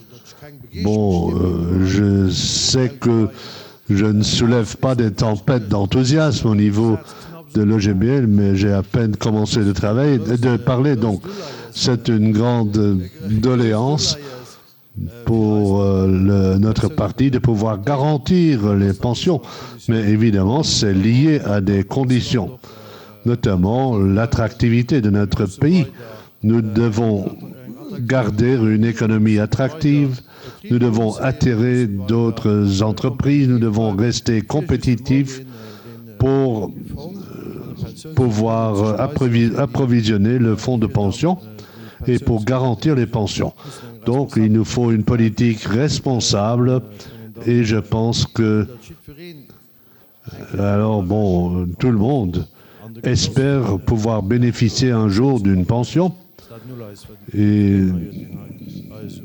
nous tous ici à la table et aussi tous ceux qui sont dans la salle. Carole Thomas. Bon, si je regarde autour de moi, à l'exception de mes riches, je suis encore là plus loin de la pension avec mes 32 ans. Donc moi, je serai celle qui va profiter de la réforme des pensions qui a été abordée en 2012. Et si je réussis à profiter de cette pension pendant 25 ans, alors, d'après les calculs de la Chambre des salariés, j'aurais au moins perdu 314 000 €.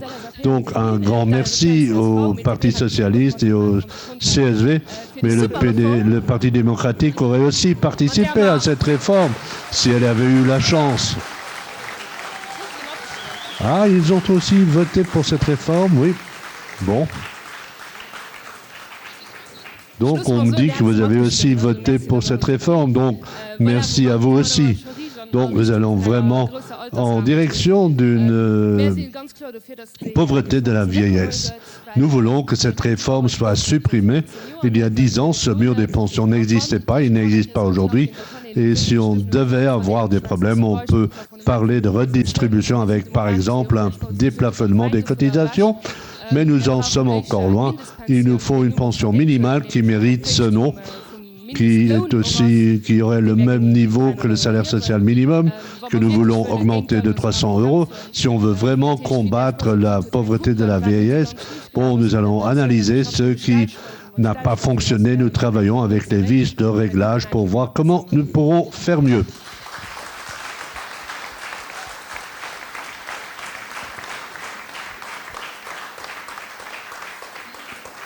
Méris.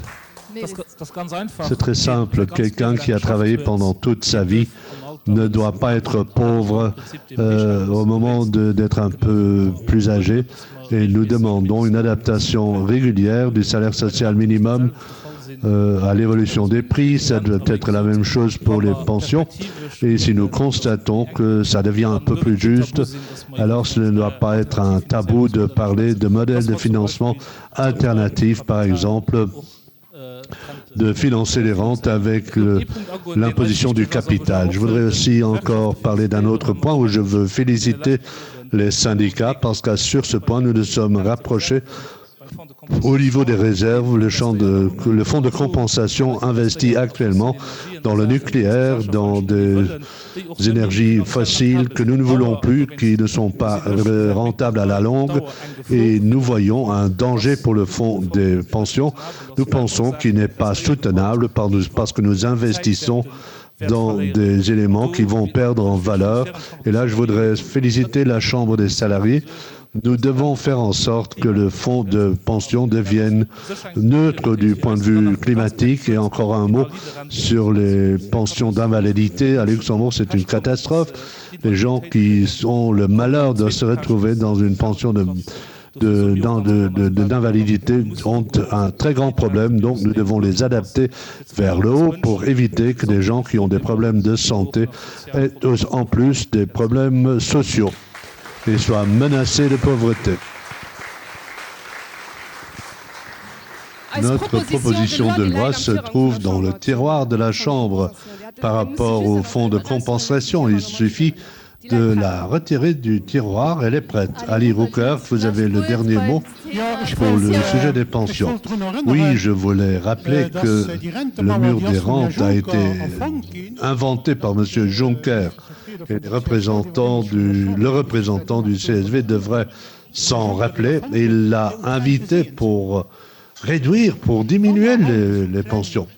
Si nous avons de petites rentes aujourd'hui, surtout les femmes, et si nous avons de petites rentes d'invalidité, c'est parce que le CSV était au gouvernement pendant 50 ans sans avoir agi pour les petits rentiers. Maintenant, le collègue à mes côtés a dit qu'il faut faire quelque chose, mais eux non plus, ils n'ont rien fait. Donc, on devrait absolument augmenter la rente minimale de 20% pour qu'ils puissent sortir du piège de la pauvreté. Si je parle de la rente minimale, la même chose vaut pour le salaire minimum. Alors on fait quelque chose pour les gens. Un deuxième point important, la productivité s'est développée avec d'énormes bénéfices dans ce pays et cela devrait absolument être possible que l'âge de la retraite soit baissé et que les gens travaillent moins que 40 ans, qu'avec 35 ans de cotisation, ils puissent bénéficier des rentes. C'est notre revendication. Financièrement, c'est possible, mais il faut une redistribution. Mais les partis qui sont actuellement au gouvernement n'en veulent pas. Nous voilà arrivés à la fin du dernier bloc de sujets, mais nous n'avons pas encore terminé. Non, nous avons encore une dernière courte question, et puis nous voulions quand même autoriser quelques questions dans la salle. Dernière question de droite à gauche, avec une réponse en un mot ou deux. Cette année, donc en 2023, on en a beaucoup parlé dans les médias, qui a passé son 1er mai avec quel parti? Bon, le 1er mai est déjà derrière nous. Où est-ce que vous irez le 1er mai 2024? J'irai en 2024 au même endroit que cette année-ci et aussi les années avant le Covid, j'irai chez le LCGB. Moi, en 2024, le 1er mai, j'irai voir le syndicat que j'ai visité tous les ans depuis 40 ans, c'est l'OGBL. Auparavant, c'était le LAV. Et j'espère que l'année prochaine, il y aura aussi une fête du 1er mai et aussi une manifestation pour préciser les revendications de l'OGBL. Nous avons la tradition de visiter les deux le 1er mai. Les deux syndicats, nous voulons renforcer les deux syndicats, d'abord les uns puis Neumünster, nous voulons continuer de la sorte. Comme tous les ans, nous allons avec l'OGBL. Bon, ça va vous surprendre. Moi, je serai avec le LCGB. Mais tous les ans auparavant, lorsque vous avez eu la préfète, je suis venu vous visiter à Differdange ou à Diekirch, donc je ne peux venir que dans l'après-midi. Bon, moi, je suis toujours allé voir l'OGBL cette année aussi. Mais comme c'était ma première année comme ministre du Travail, j'étais aussi en visite chez le LCGB, mais l'année prochaine, je serai avec l'OGBL. Bon, moi, je serai aussi du côté de l'OGBL parce que je suis un délégué de l'OGBL et je serai avec eux.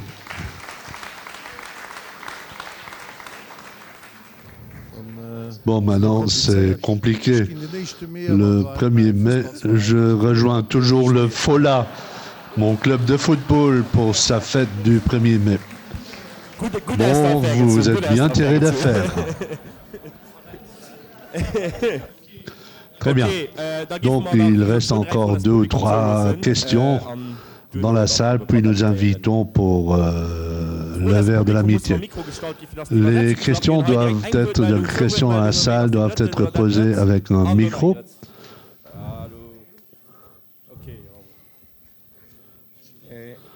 Guten Tag. Ich habe 2 Fragen. Erste Frage. Eine nur, ja. Für die Renten. Warum ist der öffentliche Transport gratis? Warum kann man nicht zum Beispiel die Steuern für die Rentner senken? Stellen Sie die Frage an die gesamte Vertretung. Also die Frage stellt sich an alle Parteien. Wer möchte antworten?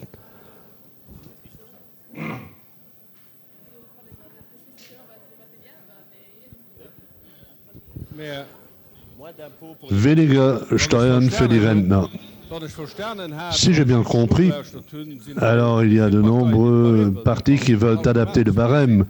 Et si on procède à une adaptation du barème, les uns disent à partir du salaire social minimum, les autres disent à partir de 15 000 € par an. Et il y en a d'autres qui disent que la structure ou le barème doit correspondre à une certaine somme. Ce n'est pas seulement pour les personnes actives, mais c'est pour tous les contribuables. Et je pense que, bon, nous avons tous dit que nous voulons procéder à une adaptation du barème fiscal. Donc cela vaut pour les actifs et pour les non-actifs. Et il n'y a rien à ajouter à cela. David, question suivante. Nous avons parlé des syndicats et récemment, il y a eu un questionnaire de la part de la CGFP qui a demandé si vous, lorsque vous êtes au gouvernement, si vous voulez négocier exclusivement avec eux, et je vous demande, est-ce que vous trouvez que c'est juste et correct? À qui s'adresse la question? À tous les partis. Et j'aimerais connaître la réponse. Eh bien, nous avons répondu, pour nous, tous les syndicats représentatifs doivent participer aux discussions et la CGFP ne doit pas avoir le monopole. Et je dois dire aussi que le Parti communiste a dit à la CGFP qu'on va discuter avec eux, mais nous sommes d'avis que l'OGBL devrait participer à toutes les discussions dans le secteur public et surtout dans les secteurs où ils ont la majorité absolue. Et aucune convention collective dans le secteur public ne peut plus être clôturée sans que l'OGBL ne soit exprimé à ce sujet. Encore une réponse. Mon parti a répondu et a dit que les syndicats qui ont plus de 50% dans le secteur ont le monopole, mais cela ne veut pas dire que les autres seraient exclus. Bon, moi, je vous dis ce que nous avons répondu. Je ne peux pas dire autre chose que ce que nous avons répondu. Une autre réaction? Bon, moi, je ne sais pas ce que mon parti a répondu. Bon, je ne l'ai pas vu, peut-être que quelqu'un le sait. Mais moi, je peux fort bien comprendre la revendication de l'OGBL qui veut participer aux discussions dans le secteur public. Il y a des coutumes. Il faut en rediscuter aussi avec la CGFP parce que c'est qu'ils ont tout intérêt à être largement représentés au niveau de la population pour défendre leurs intérêts. Hors micro. Bon, je l'ai bien dit, je ne sais pas quelle a été la réponse de... Bon, donc le Parti socialiste a aussi dit qu'il voulait aussi élargir la négociation. Il y a encore une demande de parole en fond de salle, ou une question plutôt. Merci beaucoup. 3 remarques, et ce ne sont pas vraiment des questions, mais quand même, on parle d'une augmentation des impôts des entreprises, d'une augmentation de la productivité, etc. Qu'en serait-il si les entreprises qui veulent venir au pays, il y en avait 2, qui n'ont pas eu d'autorisation et qui auraient apporté 500 ou 600 emplois et qui ne sont pas venus? Pourquoi est-ce que ces entreprises ne sont pas venues? Et là aussi, on aurait eu des possibilités d'imposition au niveau de ces entreprises. Un autre point pour les IRM et les appareils dans les cabinets privés. Ça, c'est très bien, mais hier, j'ai vu un ophtalmologue qui a utilisé un appareil, et qu'est-ce qui s'est passé? Moi, j'ai dû payer la location de cet appareil. Si je dois payer les IRM auprès d'un médecin privé, payer l'appareil, ce n'est pas correct. Et mon troisième point, on parle beaucoup de pensions privées ou d'un système de pensions privées.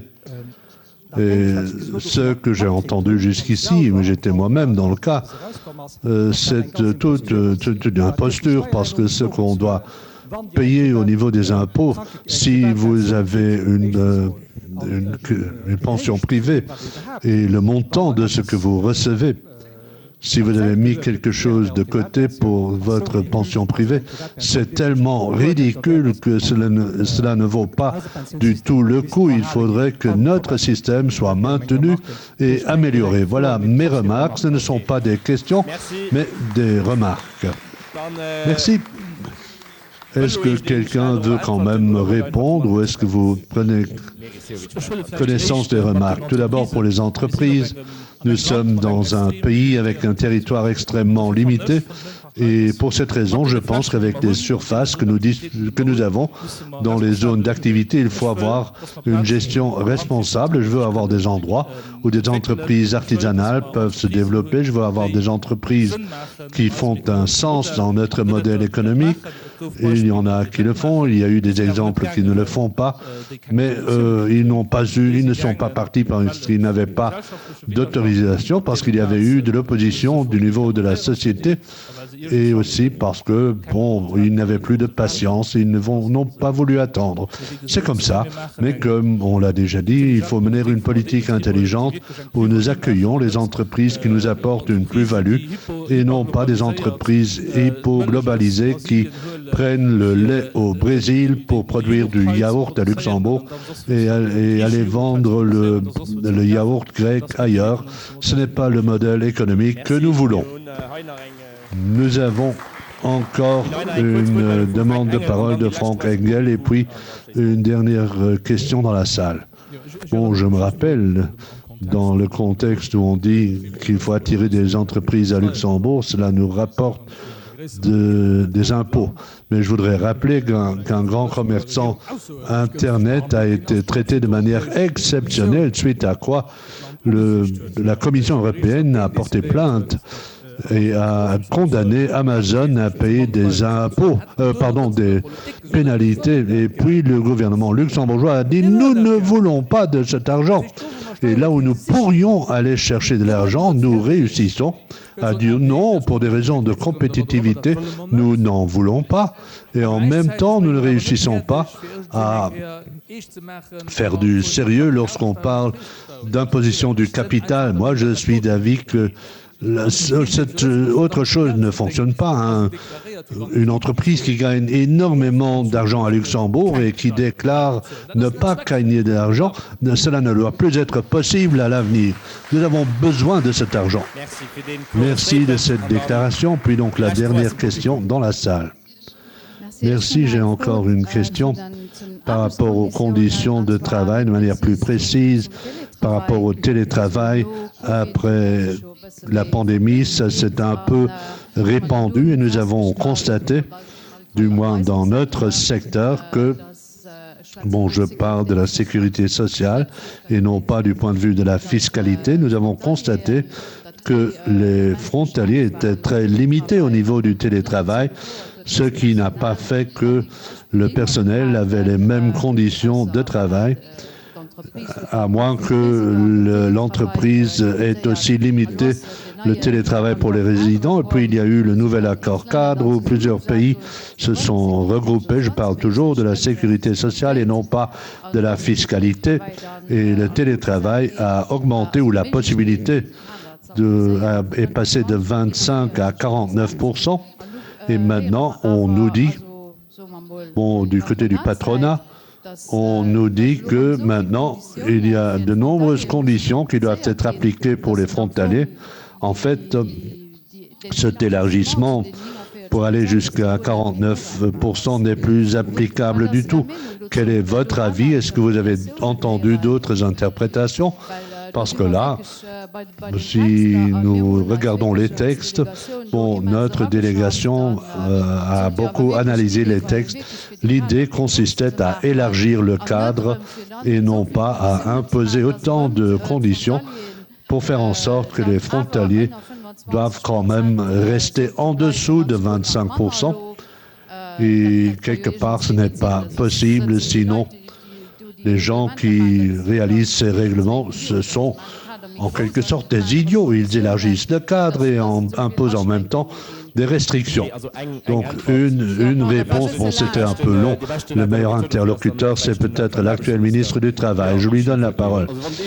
S'il y a un bénéficiaire de la pandémie, c'est le télétravail. C'est une bonne chose qui ouvre beaucoup de possibilités. Pour cette raison, le gouvernement envisage pour ces accords au niveau fiscal, au niveau de la sécurité sociale aussi, 49% des jours ouvrables. Donc moi, je ne sais pas, je ne suis pas au courant qu'il y ait des patrons qui essayent de contourner cet accord ou de faire en sorte qu'on ne peut pas profiter de cette possibilité au niveau des frontaliers.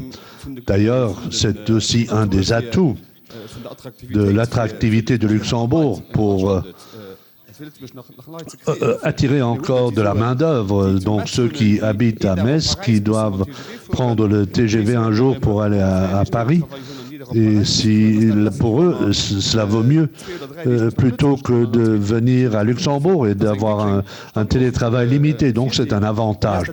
Moi, je ne connais pas cette situation, mais s'il devait y avoir du concret, vous pouvez nous le dire. Mais en tout cas, c'était la volonté politique de passer à 49%. Ça, c'est très clair. Merci. Merci de toutes ces questions. Et je dirais que le grand oral est terminé.